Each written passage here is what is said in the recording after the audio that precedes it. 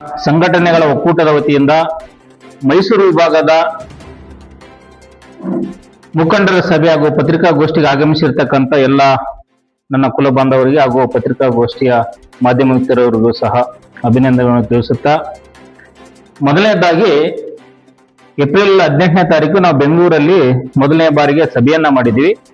ನಂತರ ಎರಡನೇ ಬಾರಿಗೆ ಮೈಸೂರು ವಿಭಾಗ ಮಟ್ಟದ ಸಭೆಯನ್ನ ನಾವು ಇಲ್ಲಿ ಹಮ್ಮಿಕೊಂಡಿದ್ದೀವಿ. ನಾವು 3 ಸಮಸ್ಯೆಗಳನ್ನ ಇಟ್ಕೊಂಡು ನಾವು ಇಲ್ಲಿ ಒಂದು ಸಭೆಯನ್ನ ಮಾಡ್ತಾ ಇದ್ದೀವಿ. ಮೊದಲನೇದಾಗಿ ರಾಜ್ಯ ಸರ್ಕಾರವು 56,437 ಏನು ಹುದ್ದೆಗಳನ್ನ ನೇಮಕ ಮಾಡ್ಲಿಕ್ಕೆ ಹೊರಟಿದೆಯೋ ಅಲ್ಲಿ ನಮಗೆ ಪರಿಶಿಷ್ಟ ಜಾತಿ ಮತ್ತು ಪರಿಶಿಷ್ಟ ಪಂಗಡದವರಿಗೆ ಅನ್ಯಾಯ ಆಗ್ತಾ ಇದೆ.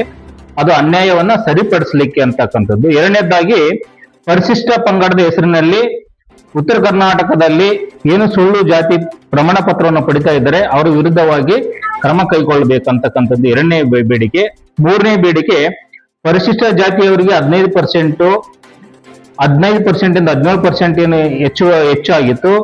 ಪರಿಶಿಷ್ಟ ಪಂಗಡದವರಿಗೆ 3 ಇಂದ 7% ಏನು ಮೀಸಲಾತಿ ಪ್ರಮಾಣ ಹೆಚ್ಚಳ ಆಯಿತು. ಹೆಚ್ಚಳ ಆಗಿರ್ತಕ್ಕಂಥದನ್ನ 9th ಶೆಡ್ಯೂಲ್ಗೆ ಸೇರ್ಪಡೆ ಮಾಡಲಿಕ್ಕೆ ಈ 3 ಅಜೆಂಡಾ ಇಟ್ಕೊಂಡ್ಬಿಟ್ಟು ನಾವು ಈ ಒಂದು ಪತ್ರಿಕಾಗೋಷ್ಠಿಯನ್ನು ಕರೆದಿದ್ದೀವಿ. ನಾವು ಶತಶತಮಾನಗಳಿಂದ ನಮ್ಗೇನು ಅನ್ಯಾಯ ಆಗ್ತಾ ಇದೆ, ತುಳಿತಕ್ಕೊಳಗಾಗಿರ್ತಕ್ಕಂಥ ಒಂದು ಸಮಾಜವನ್ನ ಮೇಲೆತ್ತಲಿಕ್ಕೆ, ಸಮಾಜವನ್ನ ನಿರ್ಮಾಣ ಮಾಡಲಿಕ್ಕೆ ಡಾಕ್ಟರ್ ಬಾಬಾ ಸಾಹೇಬ್ ಅಂಬೇಡ್ಕರ್ ಅವರು ಏನು ಸಂವಿಧಾನ ಬರೆದ್ರು, ಆ ಸಂವಿಧಾನದಲ್ಲಿ ನಮ್ಗೊಂದು ನ್ಯಾಯ ಸಿಗ್ಬೇಕಾದ್ರೆ ಇದು ಮೀಸಲಾತಿ ಹೆಚ್ಚಾಗಬೇಕು. ಜನಸಂಖ್ಯೆಯ ಅನುಗುಣವಾಗಿ ಇಲ್ಲಿ ಯಾವುದೇ ಸುಪ್ರೀಂ ಕೋರ್ಟ್ ಹೇಳಿದೆ ಏನಂತ, ಪರಿಶಿಷ್ಟ ಜಾತಿ ಪರಿಶಿಷ್ಟ ಪಂಗಡದವರಿಗೆ ನೀವೇನಾದ್ರೂ ಮೀಸಲಾತಿ ಹೆಚ್ಚಳ ಮಾಡ್ಬೇಕಂತಂದ್ರೆ ಅವರ ಜನಸಂಖ್ಯೆಗೆ ಅನುಗುಣವಾಗಿ ಹೆಚ್ಚಳ ಮಾಡಬಹುದು ಅಂತಕ್ಕಂಥದ್ದನ್ನು ಸ್ಪಷ್ಟವಾಗಿ ಹೇಳಿದ್ದಾರೆ. ಅದಕ್ಕೆ ಯಾವುದೇ ರೀತಿಯ ಒಂದು ಕಡಿವಾಣ ಇಟ್ಟಿಲ್ಲ. 50% ಆಗಲಿ 60% ಆಗಿ ಯಾವುದೇ ಇಲ್ಲ. ಯಾಕೆ ಈಗ ನಮ್ಮನ್ನ ಆಳ್ತಕ್ಕಂಥ ಸರ್ಕಾರಗಳು ಯಾಕೆ ನಮಗೆ ಅನ್ಯಾಯ ಮಾಡ್ತಾ ಇದೆ? ಬರೀ ಇಂದ್ರಸಾನಿ ವರದಿಯನ್ನ ಹೇಳ್ತಾ ಇದ್ದಾರೆ. ಅಲ್ಲಿ ಸ್ಪಷ್ಟವಾಗಿ ಹೇಳಿದ್ರೆ ಏನು, ಪರಿಶಿಷ್ಟ ಜಾತಿ ಮತ್ತು ಪರಿಶಿಷ್ಟ ಪಂಗಡದವ್ರಿಗೆ ಯಾವುದೇ ರೀತಿಯ ಮಿತಿ ಇಲ್ಲಲ್ಲಿ, ಅವರ ಜನಸಂಖ್ಯೆಯ ಅನುಗುಣವಾಗಿ ಹೆಚ್ಚಳ ಮಾಡ್ಬೇಕಂತಕ್ಕಂಥದ್ದು ಸ್ಪಷ್ಟವಾಗಿ ಹೇಳಿದ್ದಾರೆ. ಈಗ ನೋಡಿ, ನಮ್ಮ ಮೀಸಲಾತಿ ಹೆಚ್ಚಳ ಆಗ್ಲಿಕ್ಕೆ ಅನೇಕ ಸಂಘ ಸಂಸ್ಥೆಗಳು ಹೋರಾಟ ಮಾಡ್ಕೊಂಡು ಬಂದಿದೆ. ಅದ ನಂತರ ನಮ್ಮ ಸ್ವಾಮೀಜಿ ಅವರು ರಾಜನಹಳ್ಳಿಯಿಂದ ರಾಜಧಾನಿವರೆಗೆ ಪಾದಯಾತ್ರೆ ಮಾಡಿದ್ರು. ಕೊನೆಗೆ 256 ದಿನಗಳನ್ನ ಅಹೋರಾತ್ರಿ ಧರಣಿಯ ಮೂಲಕ ನಮಗೆ ಮೀಸಲಾತಿ ಏನು ಸಿಕ್ತಿಯಲ್ವ ಅದು, ಆದ್ರೆ ನಮ್ಗೆ ಸಿಕ್ಕಂಗ್ ಮಾಡಿ ಸಿಗ್ಲಾರಂಗ ಸರ್ಕಾರಗಳು ನೋಡ್ಕೊಂತ ಇದ್ದಾರೆ. ದಯವಿಟ್ಟು ಈಗ ಇರ್ತಕ್ಕಂಥ ರಾಜ್ಯ ಸರ್ಕಾರಕ್ಕೆ ನಾವು ಒತ್ತಾಯ ಮಾಡ್ತಕ್ಕಂಥದ್ದು ಏನು ಅಂದ್ರೆ, ಈ ತಿಂಗಳ ಒಳಗಡೆ ಈ 3 ಬೇಡಿಕೆಗಳನ್ನು ನಮ್ಗೇನಾದ್ರೂ ಈಡೇರಿಸ್ತಾ ಇದ್ರೆ ನಾವು ಇಡೀ ರಾಜ್ಯದ ತುಂಬಾ ಈಗೇನೋ ಸಭೆ ಮಾಡ್ತಾ ಇದ್ವಿ. ನೆಕ್ಸ್ಟ್ ಉತ್ತರ ಕರ್ನಾಟಕದಲ್ಲಿ ನಾವು ಸಭೆಯನ್ನ ಆಯೋಜನೆ ಮಾಡಿದೀವಿ. ಈ ನಮ್ಗೆ ಆಗ್ತಕ್ಕಂಥ ಅನ್ಯಾಯದ ವಿರುದ್ಧ ದಂಗೆ ಏಳಲಿಕ್ಕೆ ನೀವೆಲ್ಲರೂ ಒಂದು ದಿನಾಂಕವನ್ನು ನಿಗದಿಪಡಿಸಿ ರಾಜ್ಯದಲ್ಲಿ ಇನ್ನೊಂದ್ಸಾರಿ ಬೇಡರ ದಂಗೆ ಎದ್ದೇಳುತ್ತೆ ಅಂತಕ್ಕಂಥ ಒಂದು ಕಠಿಣವಾಗಿರ್ತಕ್ಕಂಥ ಎಚ್ಚರಿಕೆಯನ್ನ ರಾಜ್ಯ ಸರ್ಕಾರಕ್ಕೆ ನಾವು ನೀಡ್ತಾ ಇದ್ದೇವೆ. ದಯವಿಟ್ಟು ಈ 3 ಬೇಡಿಕೆಗಳು ಈಡೇರುವವರೆಗೆ ಸರ್ಕಾರದವರು 56,437 ಹುದ್ದೆಗಳನ್ನ ಯಾವುದೇ ಕಾರಣಕ್ಕೂ ನಾವು ತುಂಬಕ್ಕೆ ಬಿಡಲ್ಲ. ಆಮೇಲೆ ನಕಲಿ ಜಾತಿ ಪ್ರಮಾಣ ಪತ್ರ ವಿರುದ್ಧ ಹೋರಾಟ ಮಾಡ್ತಾ ಇದ್ರಲ್ಲ, ಮಾರಪ್ಪ ನಾಯ್ಕ ಮತ್ತು ಶ್ರವಣ್ ಕುಮಾರ್ ಅವರಿಗೆ ಜೀವ ಬೆದರಿಕೆ ಇದೆ, ಅವರಿಗೆ ನೀವು ರಕ್ಷಣೆಯನ್ನು ಕೊಡಬೇಕು. ಆಮೇಲೆ 9ನೇ ಶೆಡ್ಯೂಲ್ಗೆ ಸೇರ್ಪಡೆ ಮಾಡಲಿಕ್ಕೆ ರಾಜ್ಯ ಸರ್ಕಾರದವರು ಪ್ರಧಾನಮಂತ್ರಿ ಅವರ ಹತ್ರ ನಿಯೋಗವನ್ನ ತೆಗೆದುಕೊಂಡು ಹೋಗಿ ಅವರಿಗೆ ಮನವರಿಕೆ ಮಾಡಿ 9th ಶೆಡ್ಯೂಲ್ಗೆ ಸೇರ್ಪಡೆ ಮಾಡ್ಬೇಕಂತಕ್ಕಂಥದ್ದು ನಮ್ಮ ಬೇಡಿಕೆಯಾಗಿದೆ. ಆ ಬೇಡಿಕೆಯನ್ನು ಈಡೇರಿಸ್ತಾರೆ ಅಂತ ಅನ್ಕೊಂಡು ನಾವು ಸರ್ಕಾರದಲ್ಲಿ ವಿನಂತಿಸಿಕೊಳ್ಳುತ್ತಾ ಈ ಒಂದು ಕಾರ್ಯಕ್ರಮಕ್ಕೆ ಆಗಮಿಸಿರ್ತಕ್ಕಂಥ ತಮ್ಮೆಲ್ಲರಿಗೂ ಸಹ ವಂದನೆಗಳನ್ನು.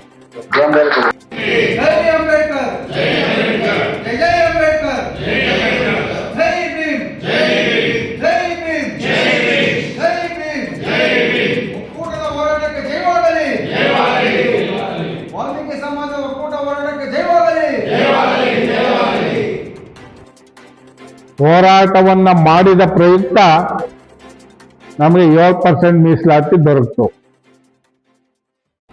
ಆದ್ರೆ ಆ ಮೀಸಲಾತಿ 7% ಕೇವಲ 2 ವರ್ಷಕ್ಕೆ ಸೀಮಿತ ಆಗೋಯ್ತೇನೋ ಅಂತ ಅನುಮಾನ ವ್ಯಕ್ತ ಆಯ್ತಾ ಇದೆ. ಕೆಲವು ಇಲಾಖೆಗಳಲ್ಲಿ 7% ಜಾರಿ ಆಯ್ತು, ಆದ್ರೆ ಕೆಲವು ಇಲಾಖೆಗಳಲ್ಲಿ 7% ಜಾರಿನೇ ಆಗಿರ್ಲಿಲ್ಲ. ಇಂಥ ಹಂತದಲ್ಲೇ ಪುನಃ ಅದನ್ನ 3% ಮೀಸಲಾತಿಗೆ ತಂದು ನಿಲ್ಸವ್ರೆ ಅಂದ್ರೆ ಇದರ ಉದ್ದೇಶ ಏನೋ ಇದ್ರ ಒಳ ಮರ್ಮ ಏನು ಅಂತ ನಮ್ಮ ಸಮುದಾಯಕ್ಕೆ ಅರ್ಥ ಆಯ್ತಾ ಇಲ್ಲ. ಏನಾದ್ರೂ ಈ ಸಮುದಾಯಕ್ಕೆ ಅನ್ಯಾಯವನ್ನ ಮಾಡಬೇಕು ಅನ್ನೋ ಉದ್ದೇಶವನ್ನು ಇಟ್ಕೊಂಡೇ ಇದು ಮಾಡಿದಾರೋ. ಆದ್ರಿಂದ ರಾಜ್ಯ ಸರ್ಕಾರ ಮತ್ತು ಕೇಂದ್ರ ಸರ್ಕಾರ ಎರಡೂ ಕೂಡ ನಮ್ಮ ಸಮುದಾಯದ ಪರವಾಗಿ ನಿಲ್ಲಬೇಕು. 7% ಮೀಸಲಾತಿ ಅನ್ವಯನೇ ಉದ್ಯೋಗ ಏನು ಕರೆದಿದ್ದಾರೆ, ಈಗ ಭರ್ತಿ ಮಾಡ್ತೀವಿ ಅಂತ 56,000 ಚಿಲ್ಲರೆ ಹುದ್ದೆಗಳನ್ನ ಅದನ್ನ 7% ರಿಸರ್ವೇಶನ್ ಕೊಟ್ಟು ನಂತರ ಅವರು ಹುದ್ದೆಗಳನ್ನ ಜೈ ವಾಲ್ಮೀಕಿ ಜೈ ವಾಲ್ಮೀಕಿ ಜೈ ವಾಲ್ಮೀಕಿ ಜೈ ವಾಲ್ಮೀಕಿ ಜೈ ಭೀಮ್. ನನ್ನ ಹೆಸರು ಎ.ಆರ್. ಸಾಯಿರಾಮ್ ಅಂತ. ಸಂಘಟನೆಯ ಕರ್ನಾಟಕ ರಾಜ್ಯ ಪರಿಶಿಷ್ಟ ಪಂಗಡ ಸಂಘಟನೆಗಳ ಒಕ್ಕೂಟದ ರಾಜ್ಯ ಸಂಚಾಲಕ. ಏನು ವೇದಿಕೆ ಮೇಲಿರುವಂತ ನಮ್ಮ ಸಿರಿಗೆರೆ ತಿಪ್ಪೇಶಣ್ಣ ಆಗ್ಬೋದು, ನಮ್ಮ ದೇವಪ್ಪ ನಾಯ್ಕರು ಆಗ್ಬೋದು, Shridhar brother, Lakshmipati brother, S R. Naik brother, ಎಲ್ಲರೂ ನಮ್ಮ ಸಮುದಾಯದವರೆಗೂ ನಾನು ವಂದನೆಗಳನ್ನ ತಿಳಿಸ್ತಾ ಇದ್ದೀನಿ. ಹಿರಿಯರು ಆಲ್ರೆಡಿ ಎಲ್ಲ ಮಾತಾಡಿದ್ದಾರೆ. ಮೇಜರ್ ಒಂದು ವಿಷಯ ಏನಂದ್ರೆ, ಆದಷ್ಟು ಈ ಸರ್ಕಾರ ನಮಗೆ ದೌರ್ಜನ್ಯದ ಮೇಲೆ ದೌರ್ಜನ್ಯ ಮಾಡ್ತಾ ಇದೆ. ಕ್ರಿಯೆಗಳು ನಡೀತಾ ಇದೆ. ಆ ಕ್ರಿಯೆಗೆ ನಮ್ಮ ಸಮುದಾಯದಿಂದ ಪ್ರತಿಕ್ರಿಯೆ ತುಂಬಾ ನಿಧಾನ ಆಗ್ತಾ ಇದೆ. ಆ ಪ್ರತಿಕ್ರಿಯೆ ಆಗ್ಬೇಕು ಅಂತ ಏನ್ ಈ ಸಭೆಗಳು ನಡೀತಾ ಇದೆ, ಮುಂದೆ ನಡೆಯುವಂತದ್ದು ನೀವು ನಮ್ಮ ತಾಳ್ಮೆನ ತುಂಬಾನೇ ಪರೀಕ್ಷೆ ಮಾಡಿದಿರ. ಆ ತಾಳ್ಮೆ ಒಳಗಡೆ ಫಸ್ಟ್ ರ್ಯಾಂಕ್ ಬಂದಿದೆ ಸಮುದಾಯ, ಅದರಲ್ಲಿ ನೋ ಮಾರ್ಕ್. ತಾಳ್ಮೆಯನ್ನ ಪರೀಕ್ಷೆನಲ್ಲಿ ಫಸ್ಟ್ ರ್ಯಾಂಕ್ ಡಿಸ್ಟಿಂಕ್ಷನ್ ಬಂದ್ಬಿಟ್ಟಿದೆ ವಾಲ್ಮೀಕಿ ಸಮುದಾಯ. ಬಟ್ ಇದ್ರ ಮೇಲೂ ಇನ್ನೂ ತಾಳ್ಮೆಯಾಗಿ ಇರಕ್ಕಾಗಲ್ಲ. ಯಾಕೆ ಅಂದ್ರೆ ಶಿಕ್ಷಣದಲ್ಲಿ ಈಗ ಅಕಾಡೆಮಿಕಲ್ ಇಯರ್ ಸ್ಟಾರ್ಟ್ ಆಗ್ತಾ ಇದೆ. ಇಂಜಿನಿಯರಿಂಗ್ ಆಗ್ಬೋದು, ವೈದ್ಯಕೀಯ ವಿಭಾಗದಲ್ಲಿ ಆಗ್ಬೋದು, ವಿದ್ಯಾರ್ಥಿಗಳ ಇದು ನಡೀತಾ ಇದೆ. ಸೊ ಕೂಡಲೇ ನೀವು ಅದೊಂದು ಕೋರ್ಟ್ ಅಲ್ಲಿರುವಂತ ಸ್ಟೇ ನ ವೆಕೇಟ್ ಮಾಡೋದಕ್ಕೆ ಮುಂದೆ ಏನು ಕಾರ್ಯಗಳನ್ನ ಮಾಡ್ಬೇಕು ಅದನ್ನ ನೀವು ಮಾಡ್ಬೇಕಾಗತ್ತೆ. ಯಾಕಂದ್ರೆ ಸುಮಾರು ST ಸಮುದಾಯ ಪರಿಶಿಷ್ಟ ಪಂಗಡದ ಸುಮಾರು ವಿದ್ಯಾರ್ಥಿಗಳಿಗೆ ಇದರಿಂದ ಅನ್ಯಾಯ ಆಗ್ತಾ ಇದೆ. ಅದನ್ನ ತಪ್ಪಿಸ್ಬೇಕು ಅಂದ್ರೆ ದಯವಿಟ್ಟು ನೀವು, ಯಾಕಂದ್ರೆ ಶಿಕ್ಷಣಕ್ಕೆ ಒತ್ತು ಕೊಡ್ತೀರಾ ಸಿದ್ದರಾಮಯ್ಯ ಸಾಹೇಬ್ರೆ, ನೀವು ಶಿಕ್ಷಣ ಹೋರಾಟ ಸಂಘಟನೆ ಬಾಬಾ ಸಾಹೇಬ್ರ ಒಂದು ಸಿದ್ಧಾಂತನ ನೀವು ಫಾಲೋ ಮಾಡೋದಾದ್ರೆ, ಅಹಿಂದ ನಾಯಕರಾದ್ರೆ ದಯವಿಟ್ಟು ಪರಿಶಿಷ್ಟ ಪಂಗಡದ ವಿದ್ಯಾರ್ಥಿಗಳನ್ನ ಗಮನದಲ್ಲಿ ಇಟ್ಕೊಳ್ಳಿ. ಯಾಕಂದ್ರೆ ಇದು ನಾಟ್ ಓನ್ಲಿ ಉದ್ಯೋಗ ಅಷ್ಟೇ ಅಲ್ಲ, ಎಲ್ಲಾ ಕಡೆಗಳಲ್ಲೂ ಇದು ಮೀಸಲಾತಿ ಅಪ್ಲೈ ಆಗುತ್ತೆ. ದಯಮಾಡಿ ಆದಷ್ಟು ಬೇಗ ಈ ತಿಂಗಳಲ್ಲಿ ಮೇ ಏನಿದೆ, ಜೂನ್ ಬರ್ತಾ ಇದೆ, ಅಕಾಡೆಮಿಕಲ್ ಇಯರ್ ಶುರುವಾಗಕ್ಕೂ ಮುಂಚೆ ಇದಕ್ಕೊಂದು ಪರಿಹಾರ ಒದಗಿಸ್ಕೊಡ್ಬೇಕು ನೀವು. ಇಲ್ಲ ಅಲಗಲ್ಲಿ ಬೇಡರ ದಂಗೆ, ಹೇಳಿದ್ರು ಬೇಡರ ದಂಗೆ ಅಂತ. ಆ ಬೇಡರ ದಂಗೆ ಒಂದು ಬಾರಿ 257 ದಿನ ನಮ್ಮ ಸ್ವಾಮೀಜಿಗಳು ಅಲ್ಲಿ ಧರಣಿ ಕೂತಿದ್ರು. ಬೆಂಗಳೂರು ಒಂದು ದಿನ ಸ್ತಬ್ಧ ಆಗಿತ್ತು. ಈ ಸರಿ ಕರ್ನಾಟಕ ಸ್ತಬ್ಧ ಆಗುತ್ತೆ. ನನ್ನ ಹೆಸರು ಎ.ಆರ್. ಸಾಯಿರಾಮ್ ಅಂತ. ಸಂಘಟನೆಯ ಕರ್ನಾಟಕ ರಾಜ್ಯ ಪರಿಶಿಷ್ಟ ಪಂಗಡ ಸಂಘಟನೆಗಳ ಒಕ್ಕೂಟದ ರಾಜ್ಯ ಸಂಚಾಲಕ. ಏನು ವೇದಿಕೆ ಮೇಲಿರುವಂತ ನಮ್ಮ ಸಿರಿಗೆರೆ ತಿಪ್ಪೇಶಣ್ಣ ಆಗ್ಬೋದು, ನಮ್ಮ ದೇವಪ್ಪ ನಾಯ್ಕರು ಆಗ್ಬೋದು, Shridhar brother, Lakshmipati brother, S R. Naik brother, ಎಲ್ಲರೂ ನಮ್ಮ ಸಮುದಾಯದವರೆಗೂ ನಾನು ವಂದನೆಗಳನ್ನ ತಿಳಿಸ್ತಾ ಇದ್ದೀನಿ. ಹಿರಿಯರು ಆಲ್ರೆಡಿ ಎಲ್ಲ ಮಾತಾಡಿದ್ದಾರೆ. ಮೇಜರ್ ಒಂದು ವಿಷಯ ಏನಂದ್ರೆ, ಆದಷ್ಟು ಈ ಸರ್ಕಾರ ನಮಗೆ ದೌರ್ಜನ್ಯದ ಮೇಲೆ ದೌರ್ಜನ್ಯ ಮಾಡ್ತಾ ಇದೆ. ಕ್ರಿಯೆಗಳು ನಡೀತಾ ಇದೆ. ಆ ಕ್ರಿಯೆಗೆ ನಮ್ಮ ಸಮುದಾಯದಿಂದ ಪ್ರತಿಕ್ರಿಯೆ ತುಂಬಾ ನಿಧಾನ ಆಗ್ತಾ ಇದೆ.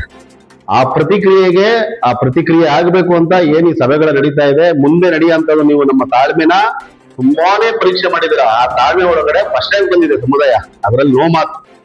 ತಾಳ್ಮೆಯನ್ನ ಪರೀಕ್ಷೆನಲ್ಲಿ ಫಸ್ಟ್ ರ್ಯಾಂಕ್ ಡಿಸ್ಟಿಂಕ್ಷನ್ ಬಂದ್ಬಿಟ್ಟಿದೆ ವಾಲ್ಮೀಕಿ ಸಮುದಾಯ. ಬಟ್ ಇದ್ರ ಮೇಲೂ ಇನ್ನೂ ತಾಳ್ಮೆಯಾಗಿ ಇರಕ್ಕಾಗಲ್ಲ. ಯಾಕೆ ಅಂದ್ರೆ ಶಿಕ್ಷಣದಲ್ಲಿ ಈಗ ಅಕಾಡೆಮಿಕಲ್ ಇಯರ್ ಸ್ಟಾರ್ಟ್ ಆಗ್ತಾ ಇದೆ. ಇಂಜಿನಿಯರಿಂಗ್ ಆಗ್ಬೋದು, ವೈದ್ಯಕೀಯ ವಿಭಾಗದಲ್ಲಿ ಆಗ್ಬೋದು, ವಿದ್ಯಾರ್ಥಿಗಳ ಇದು ನಡೀತಾ ಇದೆ. ಸೊ ಕೂಡಲೇ ನೀವು ಅದೊಂದು ಕೋರ್ಟ್ ಅಲ್ಲಿರುವಂತ ಸ್ಟೇ ನ ವೆಕೇಟ್ ಮಾಡೋದಕ್ಕೆ ಮುಂದೆ ಏನು ಕಾರ್ಯಗಳನ್ನ ಮಾಡ್ಬೇಕು ಅದನ್ನ ನೀವು ಮಾಡ್ಬೇಕಾಗತ್ತೆ. ಯಾಕಂದ್ರೆ ಸುಮಾರು ST ಸಮುದಾಯ ಪರಿಶಿಷ್ಟ ಪಂಗಡದ ಸುಮಾರು ವಿದ್ಯಾರ್ಥಿಗಳಿಗೆ ಇದರಿಂದ ಅನ್ಯಾಯ ಆಗ್ತಾ ಇದೆ. ಅದನ್ನ ತಪ್ಪಿಸ್ಬೇಕು ಅಂದ್ರೆ ದಯವಿಟ್ಟು ನೀವು, ಯಾಕಂದ್ರೆ ಶಿಕ್ಷಣಕ್ಕೆ ಒತ್ತು ಕೊಡ್ತೀರಾ ಸಿದ್ದರಾಮಯ್ಯ ಸಾಹೇಬ್ರೆ, ನೀವು ಶಿಕ್ಷಣ ಹೋರಾಟ ಸಂಘಟನೆ ಬಾಬಾ ಸಾಹೇಬ್ರ ಒಂದು ಸಿದ್ಧಾಂತನ ನೀವು ಫಾಲೋ ಮಾಡೋದಾದ್ರೆ, ಅಹಿಂದ ನಾಯಕರಾದ್ರೆ ದಯವಿಟ್ಟು ಪರಿಶಿಷ್ಟ ಪಂಗಡದ ವಿದ್ಯಾರ್ಥಿಗಳನ್ನ ಗಮನದಲ್ಲಿ ಇಟ್ಕೊಳ್ಳಿ. ಯಾಕಂದ್ರೆ ಇದು ನಾಟ್ ಓನ್ಲಿ ಉದ್ಯೋಗ ಅಷ್ಟೇ ಅಲ್ಲ, ಎಲ್ಲಾ ಕಡೆಗಳಲ್ಲೂ ಇದು ಮೀಸಲಾತಿ ಅಪ್ಲೈ ಆಗುತ್ತೆ. ದಯಮಾಡಿ ಆದಷ್ಟು ಬೇಗ ಈ ತಿಂಗಳಲ್ಲಿ ಮೇ ಏನಿದೆ, ಜೂನ್ ಬರ್ತಾ ಇದೆ, ಅಕಾಡೆಮಿಕಲ್ ಇಯರ್ ಶುರುವಾಗಕ್ಕೂ ಮುಂಚೆ ಇದಕ್ಕೊಂದು ಪರಿಹಾರ ಒದಗಿಸ್ಕೊಡ್ಬೇಕು ನೀವು. ಇಲ್ಲ ಅಲಗಲ್ಲಿ ಬೇಡರ ದಂಗೆ, ಹೇಳಿದ್ರು ಬೇಡರ ದಂಗೆ ಅಂತ. ಆ ಬೇಡರ ದಂಗೆ ಒಂದು ಬಾರಿ 257 ದಿನ ನಮ್ಮ ಸ್ವಾಮೀಜಿಗಳು ಅಲ್ಲಿ ಧರಣಿ ಕೂತಿದ್ರು. ಬೆಂಗಳೂರು ಒಂದು ದಿನ ಸ್ತಬ್ಧ ಆಗಿತ್ತು. ಈ ಸರಿ ಕರ್ನಾಟಕ ಸ್ತಬ್ಧ ಆಗುತ್ತೆ.